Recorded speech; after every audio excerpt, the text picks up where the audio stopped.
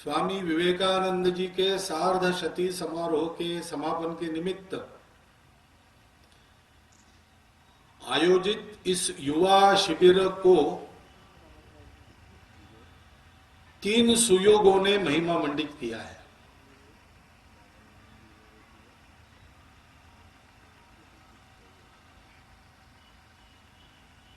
भारतीय तिथि के अनुसार इस वर्ष स्वामी जी का आदरणीय सुभाष चंद्र बोस जी का जन्मदिन एक ही दिन आया था। उसके दूसरे दिन अपना यह शिविर प्रारंभ हुआ।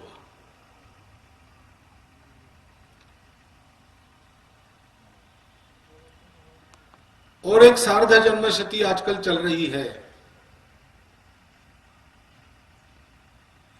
इस भूमि के साथ, इस भूमि पर विद्यमान निसर्ग के, प्रकृति के सारे सुंदरता के साथ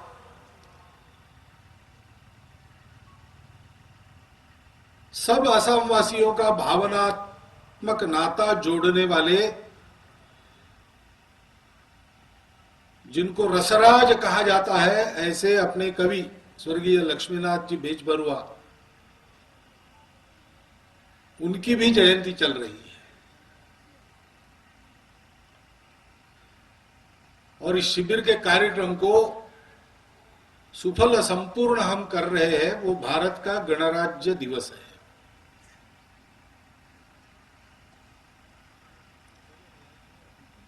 ये तीनों बातें एक दूसरे से जुड़ी है।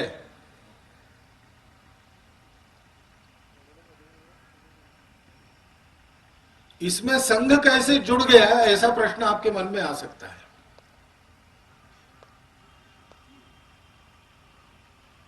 ये तो ठीक है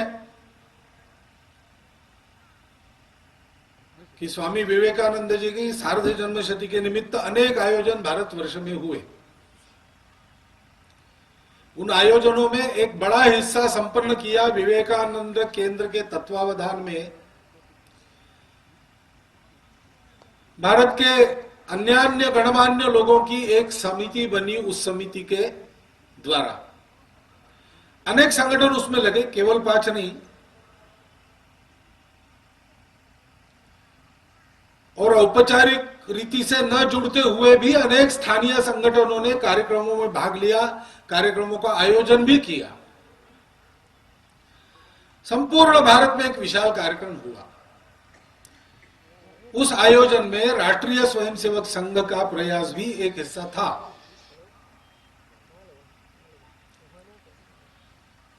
लेकिन राष्ट्रीय स्वयंसेवक संघ का इन तीनों युगों में यहां जुड़ना, ये केवल इतनी बात तक सीमित नहीं है कि कोई साल भर का आयोजन, उसका हिस्सा हम बने।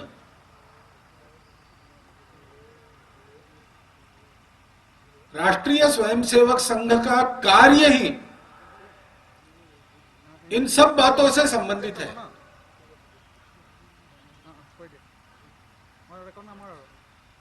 स्वामी जी के कार्य को हम देखते हैं तो हमारे ध्यान में आता है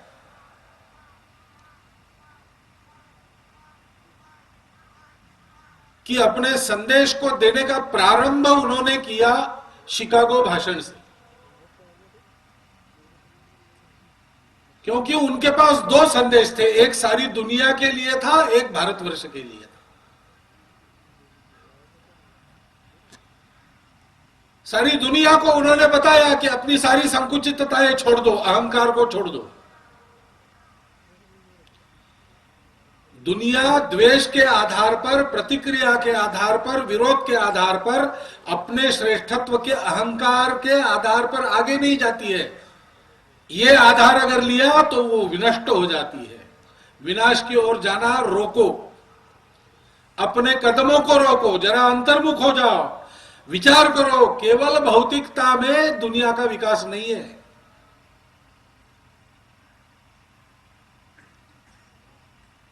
भौतिक सृष्टि भी जहां से उत्पन्न हुई, उस मूल तक जाने के बाद पता चलता है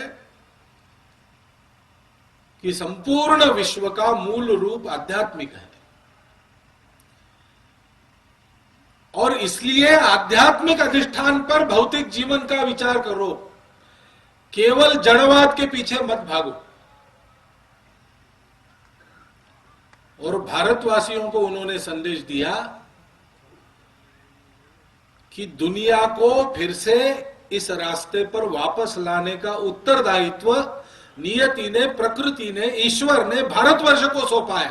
भारतवर्ष को उठकर खड़ा होना चाहिए, उसके लिए लायक बनना चाहिए।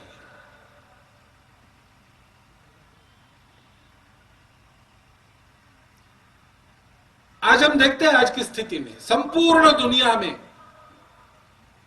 कोरी भौतिकता के पीछे लगकर सारा जीवन दर्शन खड़ा करने के कारण कितनी सारी समस्याएं हैं।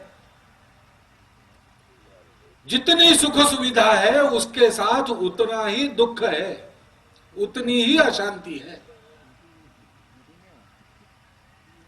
विकास होगा तो पर्यावरण नष्ट हो जाएगा। पर्यावरणवादी और विकासवादी लड़ाई चलती है।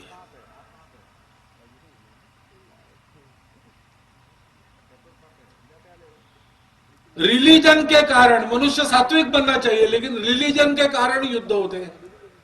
इतिहास में हुए हैं, वर्तमान में भी आपस में झगड़े हो रहे हैं।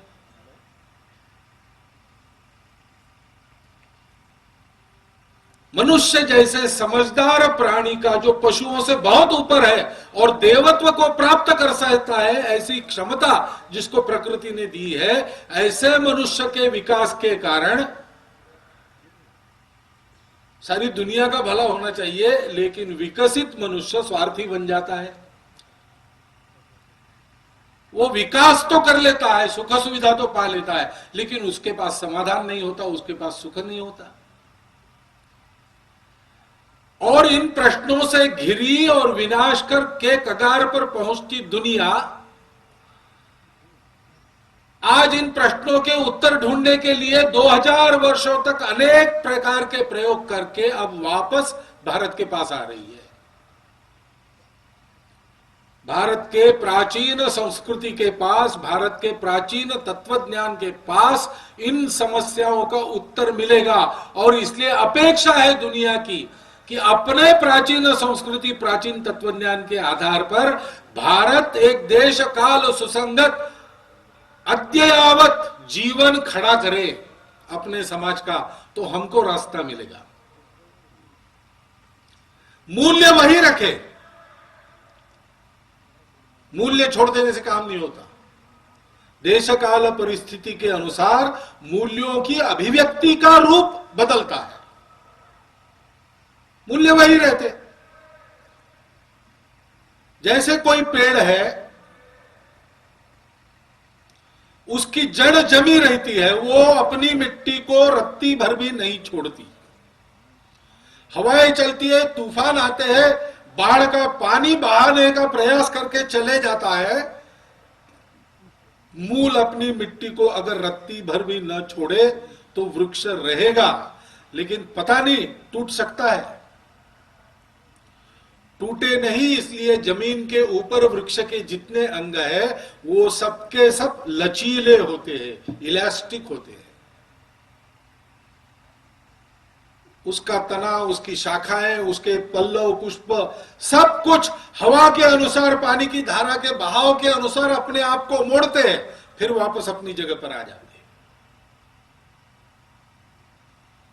इसलिए वृक्ष न टूटता है न उखड़ता है, एक जगह स्थिर रहता है। सब प्रकार के झंझावातों को सहन कर, सब प्रकार के बाढ़ के पानी को अपने ऊपर झेल कर वो स्थिर वृक्ष खड़ा रह के छाया प्रदान करता है, फल प्रदान करता है, सुगंधित पुष्प देता है, औषधि युक्त पत्तों को देता है। अगर उसका तना, उसके शाखा पल्लव लचीले नहीं रहेंगे तो टूट जाएगा। और लचीले होने के चक्कर में अगर मूल अपनी मिट्टी को छोड़ दे तो बह जाएगा। भारतवर्ष के सामने इस कर्तव्य को स्वामी जी ने रखा, दो टूक शब्दों में रखा, हृदय से रखा। और केवल रखा नहीं, उसके पीछे अपना सारा जीवन खड़ा किया। अपने जीवन का संपूर्ण परिश्रम खड़ा किया। और इसलिए स्वामी विवेकानंद के वो विचार आज भी हम लोगों को पुस्तकों में निर्जीव अक्षरों में पढ़ने के बाद भी बहुत प्रेरणा देते हैं, क्योंकि उसके पीछे जीवन का परिश्रम, जीवन की तपस्या और शुद्ध आध्यात्मिक दृष्टि से सृष्टि के वर्तमान का ठीक ठीक सत्य पहचाना गया है और बताया गया है। ये होना चाहिए, सब लोग जानते हैं। अब सार्धशती वर्ष के कार्यक्रमों ने स्वामी जी के विचारों का इतना प्रचार कर दिया है कि सब समझने वाले लोग जानने लगे हैं उनके क्या विचार थे। उनके पास कोई ना कोई पुस्तिका है, उनके पास सब कुछ है। लेकिन क्या इतने मात्र से ये होगा? इससे ये होगा नहीं। ये क्षणिक शुद्धि है, तात्कालिक शुद्धि है। मनुष्य को सदा के लिए शुद्ध होना पड़ता है। विवेकानंद जी के गुरुदेव रामकृष्ण परमहंस को एक बार किसी ने पूछा कि गंगा सबको पावन करती है, ऐसा कहते हैं, और सदियों से गंगा बह रही, अब तक तो भारतवर्ष के सब लोग आके इसमें स्नान कर चुके होंगे, लेकिन फिर भी इतना अनाचार, इतना दारिद्र्य, इतना अज्ञान, इतना पाप भारतवर्ष में क्यों है? तो हंसते हुए रामकृष्ण परमहंस ने कहा कि अरे भैया, ये सब विकृतियों के, वासनाओं के, पाप कर्मों के भूत आदमी के सर पर चढ़ बैठते, उसके दिमाग को घेरे रहते, उसके कृति को प्रभावित करते रहते। जब वो शुद्ध होने के लिए यहां आता है और जब गंगा की जलधारा दिखने लगती है तो वो सब उसके सर पर से उतर जाते हैं और आसपास के पेड़ों पर चढ़ के बैठ जाते हैं वहां। उनको पता है ये स्नान करके वापिस आएगा। व्यक्ति जाता है, गंगा में स्नान करता है, अपने आप को शुद्ध पाता है, बड़ा प्रसन्न होता है और वापिस आता है उसी रास्ते से, तो पेड़ से उतरकर फिर से उसके सर पर बैठ जाते हैं। गंगा स्नान उस समय तो मनुष्य को पवित्र करता है क्योंकि आदमी गंगा में डूबा रहता है उस समय। लेकिन गंगा स्नान करके जब किनारे पर आ जाते तब वो गंगा का पानी एक बूंद कम से कम हृदय में है क्या? अगर ऐसा हुआ तो वो तो जन्म जन्मांतर के लिए पवित्र हो जाएगा।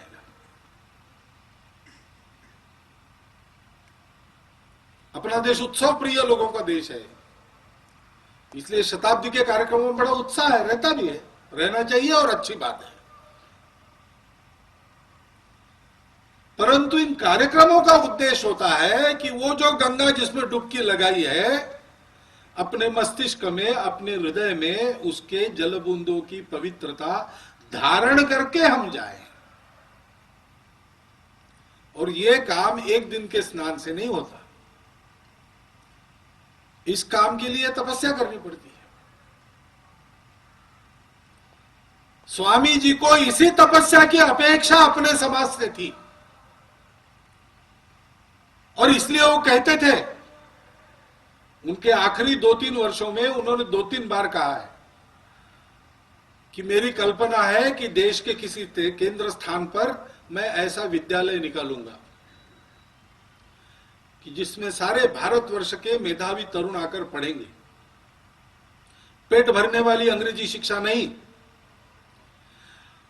अपने देश की भक्ति करने की, अपने देश के प्रत्येक संतान को अपना आराध्य मानकर जीवन भर उसकी सेवा करने की, स्वार्थ त्याग की शिक्षा उस विद्यालय में उनको मिलेगी। वहां से शिक्षित होकर अपने अपने प्रांतों के केंद्रों में वो लोग जाकर ऐसे ही विद्यालय खोलेंगे जहां उस प्रांत के गांव-गांव से लोग आकर पढ़ेंगे और ये शिक्षा लेकर अपने वापस गांव जाने के पश्चात उन शुद्ध चरित्र देश के लिए समर्पित युवकों के पुरुषार्थ के द्वारा भारत का भाग्य सूर्य फिर से दुनिया के क्षितिज पर से उदय होकर माध्यान्ह तक जाकर चमकेगा। दुर्भाग्य से इस कल्पना को साकार करने के लिए स्वामी जी को समय नहीं मिला, परंतु स्वामी जी के इस पथ पर देश चले, ऐसा अपने देश के लिए प्रामाणिकता से निस्वार्थ बुद्धि से काम करने वाले सभी महापुरुषों का इतना काम करने के बाद उनका जो अनुभव हुआ, इसके कारण निष्कर्ष था। इस मामले में सबका एक मत है। सब महापुरुषों के विचार अलग अलग है, कार्य का क्षेत्र अलग अलग है, जीवन की कहानी अलग अलग है, परंतु प्रामाणिकता से निस्वार्थ बुद्धि से तन मन धन पूर्वक देश सेवा के कार्य में उनके अनुभव से उनको प्राप्त हुआ निष्कर्ष एक है। इस देश के सामान्य व्यक्ति को निर्भय बनाना चाहिए, स्व के गौरव से युक्त बनाना चाहिए, संपूर्ण विश्व पर आत्मीयता के साथ प्रेम करने वाला बनाना चाहिए, शक्ति संपन्न बनाना चाहिए, शुद्ध चारित्र्य युक्त बनाना चाहिए, और जीवन में वो स्वार्थ को छोड़े, भेदों को छोड़े, संपूर्ण विश्व के परोपकार का लक्ष्य लेकर चले। ऐसा जीवन जब सामान्य मनुष्य का भारत में खड़ा होगा, तब भारत का भाग्य सूर्य फिर से क्षितिज का आलोड़न करके दुनिया को प्रकाश देने में समर्थ हो जाएगा। यह सबका निष्कर्ष है, और इस निष्कर्ष को हम बार बार सुनते हैं।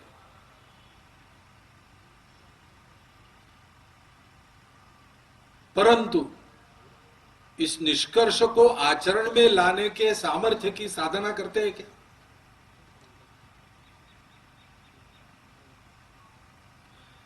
जिस आत्मीयता से इस आसाम की भूमि का वर्णन लक्ष्मीनाथ बेजबरुआ जी ने किया है, वह आत्मीयता नित्य प्रतिक्षण हमारे जीवन में जागृत रहती है क्या? वो जागृत रहती प्रत्येक व्यक्ति में तो जंगल नहीं कटते, पर्यावरण नहीं बिगड़ता। पर्यावरण को सुरक्षित रखकर विकास का रास्ता हम खोजते, हम ऐसा नहीं कर रहे। हम विकास के रास्ते पर पहले चल दिए हैं, जो जड़वादी विकास रास्ता है, जो किसी का विचार नहीं करता, केवल अपना विचार करता है, जिसको दुनिया में सबका जीवन एक दूसरे से जुड़ा है और सबका जीवन साथ चलता है या साथ मिटता है, इस सत्य का पता नहीं है, जो दुनिया को टुकड़ों में बांटकर देखता है। उस दृष्टि पर हम चल पड़े हैं और अब विचार कर रहे हैं कि इस विकास के पथ में सृष्टि के अस्तित्व को एडजस्ट कैसे करें। ऐसे काम नहीं चलेगा। मूल से इस विचार को करना पड़ेगा, और करने पड़ने की बुद्धि तब होती और तब होगी जब वास्तव में जिस आत्मीयता को अपने कविता में उन्होंने प्रकट किया है बेजबरुआ जी ने, वो आत्मीयता को हम प्रत्यक्ष अनुभव करेंगे और नित्य प्रतिक्षण अनुभव उसको जागृत रखेंगे अपने हृदय में। संपूर्ण देश अपना उसके प्रति भक्ति, भक्ति यानी क्या? भक्ति का पहला घटक होता है प्रेम। इस देश के जन, इस देश का जल, इस देश के जंगल, इस देश की जमीन, इस देश के जानवर, सबके प्रति नित्य आत्मीयता का अनुभव, ये करने की बात है। इसके लिए सक्षम होना पड़ता है, इसलिए हृदय को संवेदनशील बनाना पड़ता है, और मनुष्य ये कर सकता है। अगर करे तो हो सकता है।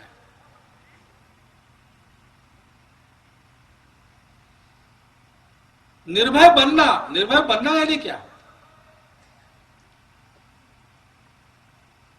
भयंकरता में भी अपने संतुलन को बनाए रखने का अभ्यास करना पड़ता है, तब आदमी निर्भय बनता है। ये सारी पशु प्रवृत्तियां हैं।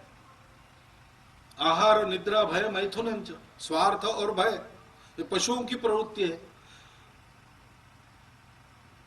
जीव शास्त्र की दृष्टि से मनुष्य भी एक पशु है, उन्नत पशु है, लेकिन उसकी उन्नति में उन्नति का लक्षण क्या है? वो इन सब पशु प्रवृत्तियों के ऊपर अपने आप को उठाता है। ऊपर उठने के लिए परिश्रम करना पड़ता है। नीचे जाना आसान है, वो स्वाभाविक रीति से जा सकते हैं। ढलान पर आप अपने आप को झोंक दो, अपने आप लुढ़कते जाएंगे। श्री विष्णु के चरण से गंगा निकली ऐसा कहते हैं, ब्रह्मदेव के कमंडलू से निकली, श्री विष्णु के चरण में रुकी नहीं, शिव जी की जटा उनको रोक नहीं पाई, हिमालय की कंदरा नहीं रोक पाई, उत्तर प्रदेश का मैदान नहीं रोक पाया, जाते जाते जाते पाताल में पहुंची तभी रुकी। मनुष्य का अधपतन होना बहुत आसान है। जल जैसा मनुष्य का मन भी स्वभाव से चंचल है, अधोगामी है, उसको रोकना पड़ता है, उसको ऊपर उठाना पड़ता है, उसके लिए किसी भव्य लक्ष्य को सामने रखना पड़ता है। हमारे युवकों के सामने हम क्या लक्ष्य दे रहे हैं? युवकों को लक्ष्य प्राप्त कहां होता है? एक तो घर के संस्कारों में प्राप्त होता है, दूसरा शिक्षा में प्राप्त होता है, तीसरा समाज के वातावरण में प्राप्त हुआ है। तीनों को देखेंगे तो आपको क्या ऐसा लगेगा कि युवकों के सामने किसी भव्य लक्ष्य को प्रतिष्ठापित किया जा रहा है? घर में माता पिता उसको अपने करियर की ओर दौड़ाते हैं। शिक्षा व्यापारी बन जाने के बाद शिक्षा से संस्कारों को देश निकाला दे दिया है, और यही बताया जाता है कि पैसा कमाने के लिए जो आवश्यक है वही सीखो, स्पर्धा जीतने के लिए आवश्यक है वही सीखो। दुनिया में हमेशा दौड़ चली है, दौड़ में जो पहला आता है वो जीतेगा, पहला आने लायक है वही जीतेगा। Struggle for existence, survival of the fittest. तुम बड़े बनो, सारी दुनिया को तुम्हारे बड़े बनाने का साधन समझो। जो तुम्हारे बड़े बनाने का काम है उसको अपनाओ, जो काम का नहीं हो उसको फेंक दो। माता पिता भी है, वृद्ध हो गए, मेरे बड़े बनने के काम नहीं आते, छोड़ दो उनको। इस प्रकार के विचारों के प्रभाव वाली शिक्षा को हम विदेशों से आयातित करके, यद्यपि विदेशों में उसके कारण जो फलश्रुति मिली है वो स्तुत्य नहीं है, वो ग्रहणीय है, फिर भी उसको जबरदस्ती ला रहे। एक भव्य लक्ष्य, उसके लिए सारा जीवन समर्पित करना। स्वामी विवेकानंद जी ने कहा है, किसी एक उत्तम वस्तु को पकड़ो, उत्तम कल्पना को ग्रहण करो और उस छोटी सी कल्पना को साकार करने के लिए पूरा जीवन लगा दो। उस छोटी कल्पना के साकार होने से मनुष्य मात्र का भला होगा ही, लेकिन इस प्रयास में तुम्हारा अपना जीवन एक नई ऊंचाई प्राप्त करेगा। मनुष्य की उन्नति क्या होती है? आहार निद्रा भय मैथुनंच, इतना केवल प्राप्त करना है तो फिर किसी बात की आवश्यकता नहीं, पशु ऐसे ही कर लेते हैं उसको। लेकिन मनुष्य को विवेक दिया है, विचार दिया है, तो उसका जीवन, संपूर्ण जीवन को, संपूर्ण अस्तित्व को आगे बढ़ाने वाला होता है, होना चाहिए, ऐसी अपेक्षा है। उस मनुष्य के जीवन की आराधना करो। स्वामी जी ने यही कहा, संदेश उनका यही है, हे उमानाथ, हे गौरीनाथ, मुझे मनुष्यत्व दो, हे माता मुझे मनुष्य बनाओ। इस मनुष्यत्व को, उसके मूल्यों को, उसके संस्कारों को दुनिया में आज हिंदुत्व के नाम से जाना जाता है। जब हमारे पूर्वजों ने अपने अनुभव से इन मूल्यों को स्थिर किया, संस्कारों से पीढ़ी दर पीढ़ी उसमें समाज के जीवन को अभिव्यक्त किया, और सारा समाज इसी चलन को अपना चलन मान के चल पड़ा, उस समय दुनिया में इन्हीं मूल्यों का प्रभाव था। इसलिए अलग नाम देने की जरूरत नहीं थी। लेकिन जब भ्रमित होकर दुनिया में अद्वैत को छोड़कर द्वैत मानकर कुछ लोग चलने लगे, और बाद में वही लोग चलते चलते जड़वाद की अंधी गलियों में भटकने लगे, उनको आवश्यकता हुई हम कुछ अलग विशिष्ट है तो दूसरों को नाम देने की। उन्होंने नाम दिया हमको हिंदू। वो भारतवर्ष की पहचान है, भले ही दूसरों ने दी हो। मेरा आपका नाम भी किसने दिया है? आपका मेरा नाम रखते समय हमको पूछा गया था क्या, तुम्हारा नाम क्या रखूं, पसंद है कि नहीं? कुछ नहीं, हम तो उस समय कुछ विचार करने लायक ही नहीं थे, केवल रोते थे।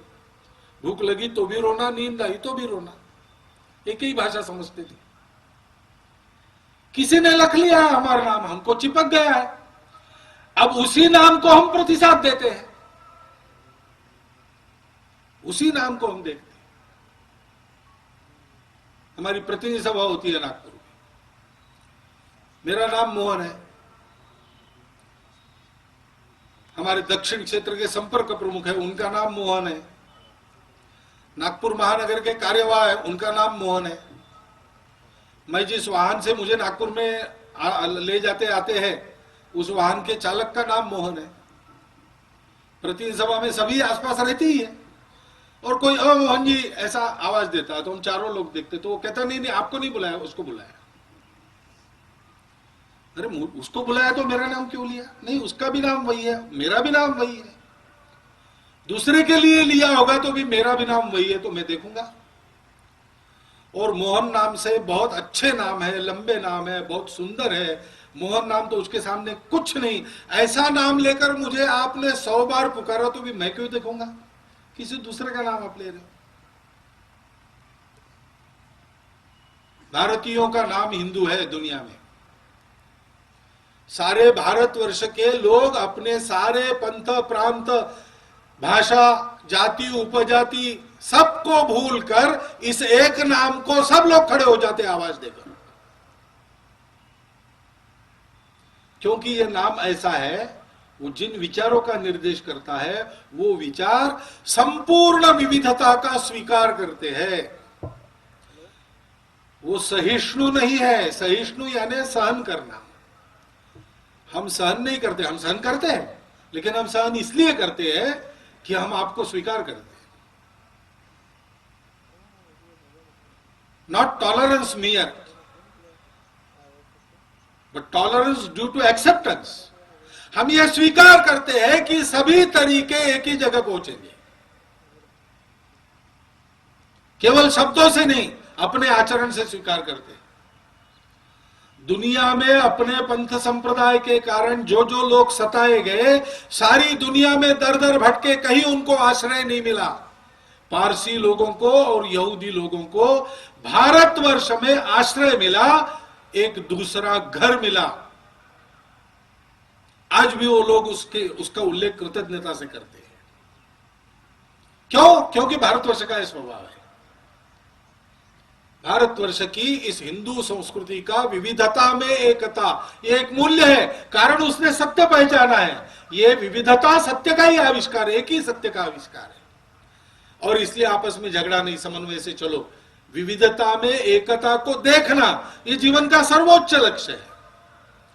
संपूर्ण दुनिया के पीछे जो आत्म तत्व है, महत्त्व है, ईश्वर है, उसका साक्षात्कार करना ये जीवन का सर्वोच्च लक्ष्य है।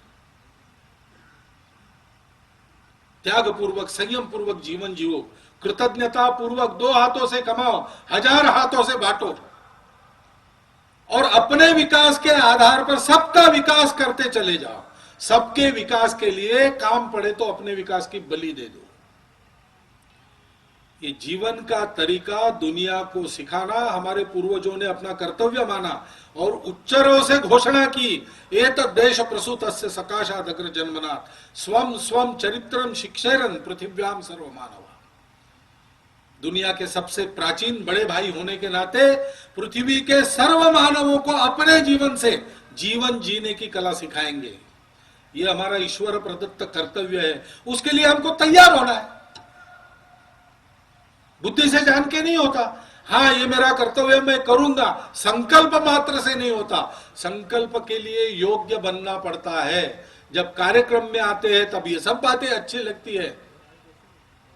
गंगा तट से जैसे जैसे दूर जाएंगे, वातावरण में जो भेद है, जो स्वार्थ है, वो अपने सर पर भी सवार नहीं होंगे क्या? इससे मुक्त होने का उपाय करना पड़ेगा। उस उपाय का नाम है राष्ट्रीय स्वयंसेवक संघ। राष्ट्रीय स्वयंसेवक संघ इन सब बातों से इसलिए जुड़ा है। राष्ट्रीय स्वयंसेवक संघ की शिविर में 26 जनवरी के दिन अपने राजद ध्वज का और हम अभिवादन करते, तो इसलिए नहीं करते कि सब लोग कर रहे हैं, इसलिए हम भी कर रहे हैं। अपने देश में रिवाज है, इसलिए हम सोच समझ कर करते हैं। इस गणराज्य का ईश्वर प्रदत्त कर्तव्य है और उसका अपना भी संकल्प है। संपूर्ण विश्व की एकता, संपूर्ण विश्व का विकास, सृष्टि, समष्टि, व्यष्टि, सबका समन्वित विकास।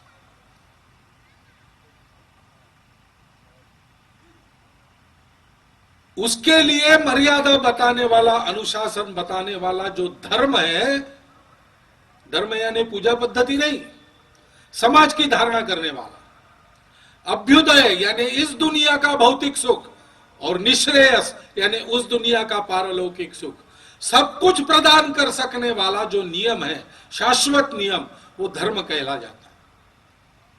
उस धर्म की देश काल परिस्थिति अनुरूप अभिव्यक्ति को युग धर्म कहते हैं। संपूर्ण सृष्टि को उस युग धर्म की शिक्षा देने के लिए धर्माधारित जीवन पद्धति का जीवन अपने देश में खड़ा करना, उसके लिए मेरा जीवन है, ऐसा भव्य लक्ष्य लेकर परिश्रम करना, उसके लिए योग्य बनने के लिए। ये काम राष्ट्रीय स्वयंसेवक संघ करता है, राष्ट्रीय स्वयंसेवक संघ के स्वयंसेवक करते हैं। यही एक काम करता है, दूसरा कुछ नहीं करता। बाकी जो कुछ करते हैं वो संघ के स्वयंसेवक करते हैं, उनको जो संस्कार मिले उसके कारण। 1,30,000 से ऊपर छोटे बड़े सेवा कार्य चलाते। स्वामी विवेकानंद ने कहा था कि नर में नारायण देखो, शिव भावे जीव सेवा करो। संघ के स्वयंसेवक प्रत्यक्ष कर रहे, अपनी चमड़ी घिसकर, अपना दमड़ा खर्चा करते हुए, बिना शासन की मदद लिए हुए 1,30,000 के ऊपर मैं इसलिए कहता हूं कि 1,30,000 5 साल पहले की गणना है, अगले साल फिर गणना होने वाली है, वो आंकड़ा बढ़ेगा। छोटे बड़े सेवा कार्य, सुदूर जंगलों में जाकर, ग्रामीण अंचलों में जाकर, शहरों की झुग्गी झोपड़ियों में जाकर अपने अभावग्रस्त बंधुओं को सेवा के द्वारा समर्थ बनाने का काम करते हैं। सेवा लेने वाले लाचार हम निर्माण नहीं करते। क्यों करते हैं? इसलिए कि हम इन सारे उपदेशों पर चलना चाहते हैं और इसलिए हम ऐसे सुयोगों को साधते हैं, उस समय उसका स्मरण करते हैं और अपनी साधना को और तीव्र करने का संकल्प करके यहां से लौटते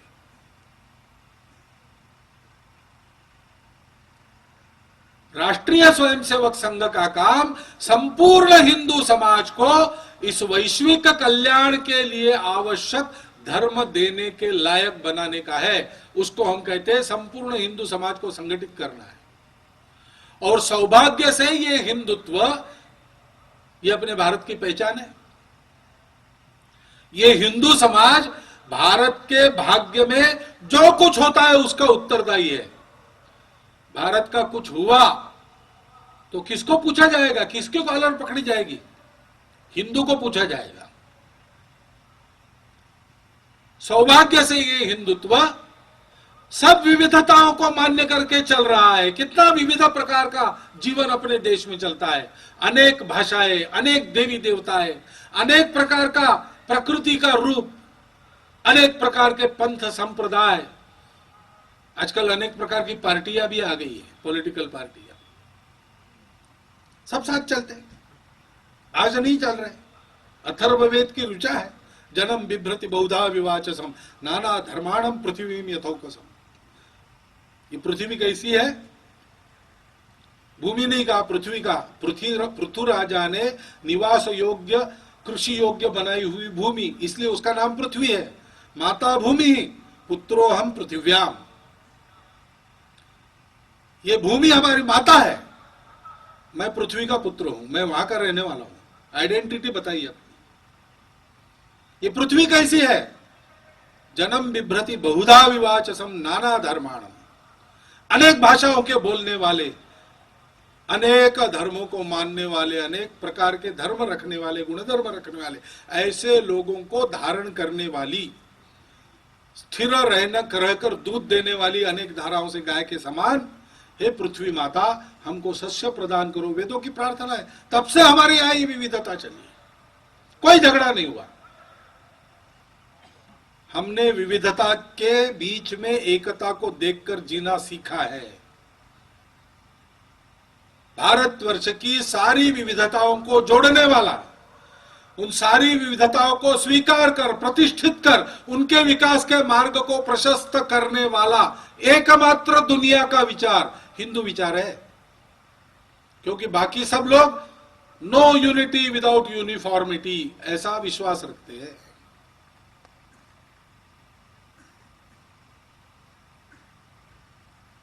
सौभाग्य से ये हिंदू समाज, हिंदुत्व ऐसा होने के कारण उसके आधार पर सारा हिंदू जागता है,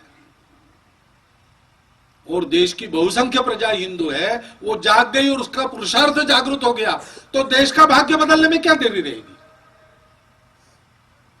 दूसरी कोई बात सबको जोड़कर नहीं जगाती। एक छोटे गुट को आप जगा सकते, भाषा के नाम पर, प्रांत के नाम पर, खान पान रीति रिवाज रहन सहन के नाम पर, राजनीतिक विचारधारा के नाम पर, पंथ संप्रदाय के नाम पर, सबको एक साथ जगाना है तो एक ही उपाय है, सबको जोड़ने वाला एक ही सूत्र है, विविधता में एकता। वो जिस विचार के पास दुनिया में है, एकमात्र विचार हिंदुत्व का है।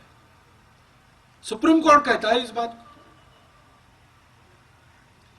अपने देश की एकता का सूत्र, अपने देश की परंपरागत पहचान, अपने देश के लोगों के पुरुषार्थ का उत्सव हिंदुत्व है। उसके आधार पर उस हिंदुत्व के संस्कार जीवन में उतारने की साधना, उस साधना को प्रत्येक हिंदू व्यक्ति के जीवन में उतारने का कार्य, इसको कहते हैं राष्ट्रीय स्वयंसेवक संघ। उसकी आवश्यकता है। भाषण बहुत है, पुस्तक बहुत है, महापुरुष भी हो गए, विष्णु भगवान के 9 अवतार भी हो गए। हमारी स्थिति ऐसी क्यों है? ये सब बातें सहायक होती है। जब तक सामान्य व्यक्ति अपना पुरुषार्थ करता नहीं, सामान्य व्यक्ति अपने आप को गुण संपन्न बनता नहीं, सामान्य व्यक्ति किसी भव्य लक्ष्य के लिए अपने आप को समर्पित कर नहीं देता, सामान्य व्यक्ति सबको साथ लेकर नहीं चलता, देश का, दुनिया का भाग्योदय संभव नहीं। 2000 वर्ष का इतिहास देख लीजिए।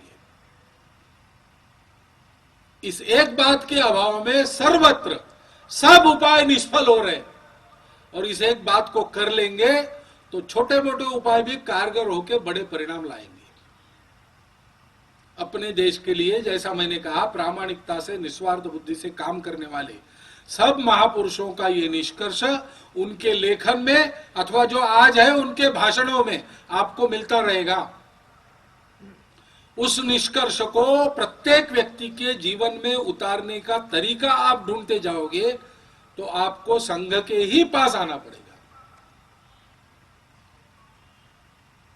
राष्ट्रीय स्वयंसेवक संघ यही करता है। युवा शिविर में हमने क्या किया? 3 दिन शारीरिक बौद्धिक कार्यक्रम किए, शरीर को कष्ट सहन करने के योग्य बनाया, मन को एक दूसरे के साथ मिलने के योग्य बनाया। अभी आपने कार्यक्रम देखा।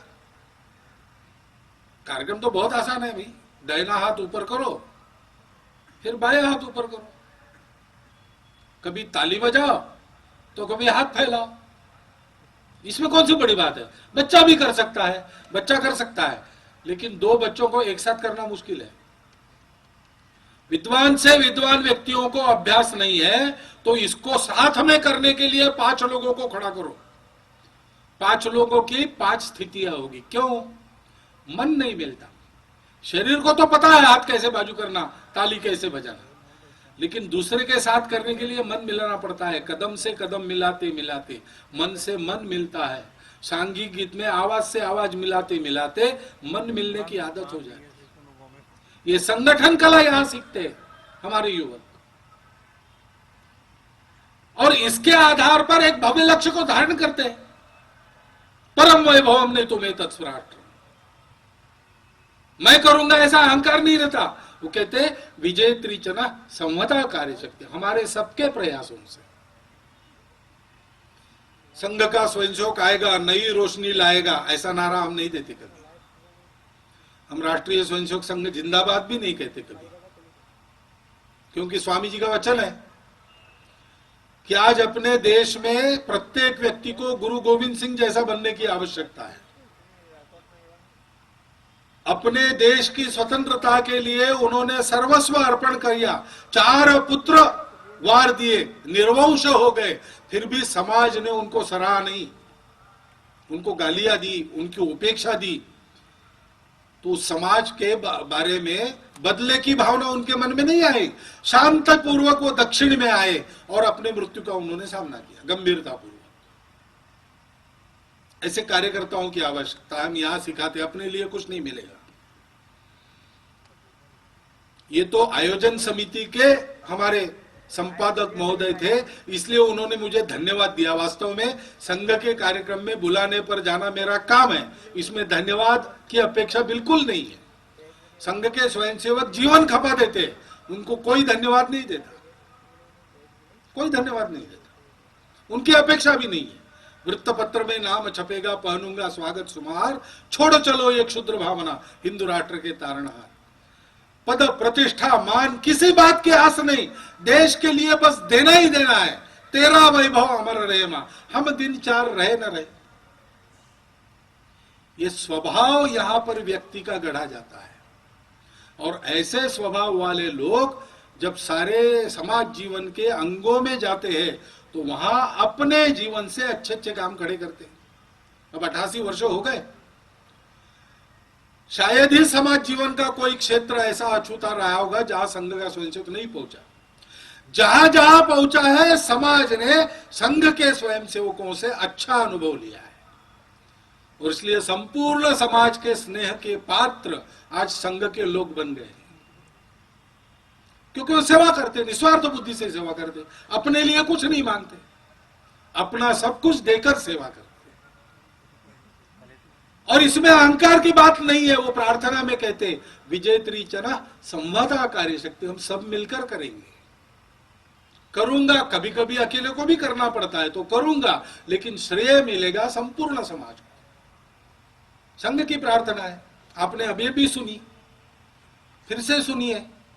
और संघ की प्रार्थना में राष्ट्रीय स्वयंसेवक संघ नाम बता दीजिए, है नहीं, रहेगा नहीं। संघ के स्वयंसेवकों ने बनाई ये प्रार्थना, डाल सकते थे संघ का नाम, रोज गाएंगे, सार्वजनिक कार्यक्रमों में जनता के सामने गाएंगे, नाम की एडवर्टाइजमेंट होती, करनी नहीं है। परिचय दिया है, कौन है हम, वयम हिंदू राष्ट्रांग भूता, हम संघ वाले हैं, ऐसा परिचय नहीं दिया है हमने, क्योंकि हमारी इच्छा यह नहीं है कि संघ का नाम बढ़ाओ। संघ का नाम बड़ा हो रहा है, वो बाय प्रोडक्ट है। हम चाहते हैं कि पूरा समाज संघ में हो और संपूर्ण समाज को श्रेय मिले इस देश के नवोत्थान का। समाज ऐसे बनेगा तो सब नेता, सब आदर्श, सब महापुरुष, सब अवतार, सब विचार सहायक बनेंगे। समाज अगर सोया रहा तो मात्र इनके जरिए देश की उन्नति नहीं होती है। महापुरुषों के आदर्शों का अनुकरण करना पड़ता है, उसके लिए स्वयं को उदाहरण बनने का काम करना पड़ता है। उदाहरण स्वयंसेवकों को बनना पड़ेगा, उदाहरण बनने की शिक्षा उनको दी जाती है, प्रशिक्षण दिया जाता है। विचारों को जीवन में लाना होगा, विचारों के आधार पर केवल परिवर्तन नहीं होगा। विचारों को समझकर, हृदयंगम कर, मेरे अपने जीवन में, मेरे अपने घर में, मेरे अपने मोहल्ले या गांव में मैं जब तक लागू नहीं करूंगा, देश में, दुनिया में परिवर्तन नहीं आता है। परिवर्तन ऊपर से नीचे आने वाली प्रक्रिया नहीं है। ऊपर से नीचे जबरदस्ती ठूसे जाने वाले परिवर्तन को क्रांति कहते, वो अस्थायी होती है, उसका परिणाम नहीं मिलता। सब क्रांतियों को देख लीजिए, अंदर से परिवर्तन होकर बाहर तक फैल जाता है, सारी सृष्टि को व्याप्त करता है, उसको कहते संक्रांति, सम्यक क्रांति, उत्क्रांति भी कहते। समाज जीवन में उत्क्रांति लाना, संपूर्ण दुनिया के जीवन में एक संक्रमण लाना, इसके लिए तैयार करने का काम राष्ट्रीय स्वयंसेवक संघ की शाखा में होता है। यही संघ का काम है, और संघ को कुछ नहीं करना। बहुत सारी समस्याएं हैं, बहुत सारे संकट हैं, समाज को तैयार करेंगे, समाज उनको देख लेगा। समाज के सामने टिकने की उनकी ताकत नहीं है। संकट तो डराते हैं, डरने वाले को डराते हैं, जो डरता नहीं उसको क्या डराएंगे। वाराणसी की गलियों में स्वामी जी घूम रहे थे, बंदर उनके पीछे लग गए। स्वामी जी ने देखा बंदर आ रहे पीछे, उनको लगा अपने पीछे जा रहे हैं, तो उनको लगा चलो भागो इनसे, तो थोड़ी गति बढ़ाई। तो बंदर नकलची होते हैं, उन्होंने भी गति बढ़ाई। तो स्वामी जी ने देखा अरे अपने ही पीछे पड़े हैं, भागो, दौड़ने लगे, बंदर भी दौड़ने लगे। अब आदमी चंद्रमा पर, मंगल पर भी पहुंच जाए, अभी बंदरों को दौड़ने में नहीं हरा सकते, कितना भी विज्ञान उन्नत हो जाए। जमीन पर बंदर दौड़े और आदमी दौड़े तो बंदर आगे जाएगा। दौड़ते दौड़ते पैर थक गए स्वामी जी के, आंखों के सामने अंधेरा छाने लगा, चक्कर आने लगे, तारे चमकने लगे आंखों के सामने। सोचा उन्होंने क्या हो गई दुर्गति, मर गए, ये बंदर क्या करेंगे पता नहीं। सामने से एक साधु आया, वाराणसी का रहने वाला, उसने देखा है कोई नया सन्यासी, उसकी बंदर दुर्गति कर रहा है। उसने जोर से कहा रुको, स्वामी जी रुक गए, बंदर भी रुक गए। उस साधु ने कहा स्वामी जी को सामना करो, वो पीछे आ गए, तो मुड़ गए बंदरों की तरफ सामना करने के लिए। बंदर 2 कदम पीछे हो गए, स्वामी जी 5 कदम आगे गए, बंदर 10 कदम पीछे भागे। स्वामी जी सामना करने के लिए हाथ में पत्थर उठाकर दौड़े थोड़ा सा, बंदर पीठ दिखाकर भाग गए। आज अपने देश की परिस्थिति में जो जो संकट हमको दिखाई देते हैं, उन संकटों की हमको समाप्त करने की ताकत नहीं है। उनसे डरने का कोई कारण नहीं है। हम 1000 वर्षों से ऐसे ही सभी संकटों को झेल रहे हैं। हमने पर्यावरण के संकटों को भी झेला, अपने जीवन को फिर से प्रस्थापित किया। सरस्वती नदी के लुप्त होने के बाद कितना विस्थापन हुआ था। आज जाइए उस इलाके में, फिर से हरा भरा बस गया है। बहुत थोड़ा सा रेगिस्तान बाकी है राजस्थान के इलाके में, उसमें भी जिस घास को खा के पशु सबसे ज्यादा और सबसे अच्छा दूध देता है, ऐसा घास वहां भी होता है। हमने उस संकट को झेला, और अब तो सरस्वती जी को भी 40 किलोमीटर तक प्रवाहित कर लिया है। विदेशी आक्रमणों को हमने 2 बार झेला। ऐसे आक्रमण थे, एक तो था जिसके आंधी ने स्पेन से साइबेरिया तक 77 वर्ष में सारा समाप्त कर दिया, देश के देश बदल गए। हमारे देश की पहली सरहद काबुल जाबुल की पार करने के लिए उसको 50 वर्ष लगे और कपट प्रयोग करना पड़ा, आमने सामने लड़ाई में नहीं जीत सके। सिंधु नदी तक आने में 250 वर्ष रहे, और 500 वर्ष सुल्तानों बादशाहों का राज्य रहा, फिर भी भारत आज भी हिंदुस्तान है, हिंदू बहुल है। और हिंदू जीवन का तरीका जैसा था प्राचीन, वैसा आज भी यहां पर देखने को मिलता है, नए रूप में, उन्हीं मूल्यों के आधार पर। जिनके साम्राज्य पर सूर्यास्त नहीं होता था, ऐसे कहते हैं, उनके साम्राज्य के अस्त का प्रारंभ हमारे यहां की भूखी नंगी जनता ने करके दिखाया। क्रांतिकारकों ने हाथ में बम पिस्तौल लिया और बाकी जनता ने हाथ में चरखा लिया, और दोनों ने प्रयास किए। उसका संयुक्त परिणाम क्या हुआ? विश्व विजेता अंग्रेजों को खंडित क्यों न हो, लेकिन हमको स्वतंत्र करके भागना पड़ा। बहुत प्रयास किए उन्होंने, अप्रत्यक्ष रूप से साम्राज्य कायम रहे, नहीं आ रहा है। अब बहुत जोर से प्रयास चले, फिर से वही विलायत आ जाए भारत में, हमारे दिमागों को बिगाड़ने की भी व्यवस्था है, नहीं हो रहा है।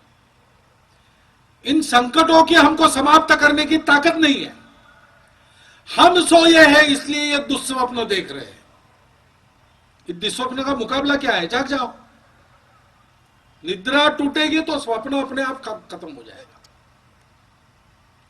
हमको जागना है।